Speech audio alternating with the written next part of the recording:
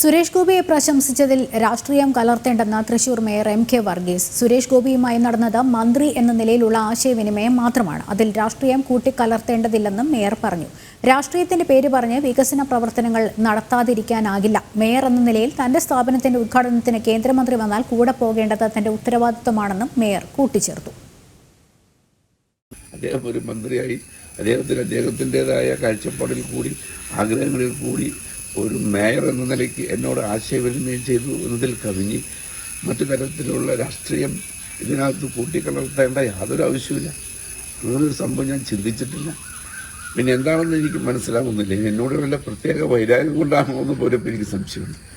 കാരണം എൻ്റെ നാട് നന്നാവാൻ ആര് സാമ്പത്തിക സഹായം തന്നാലും അത് നാടിന് വേണ്ടി ചെയ്യണ്ടേ? അതിനല്ല എന്നെ അവിടെ മേയറാക്കി ഇരുത്തിയിരിക്കുന്നത്.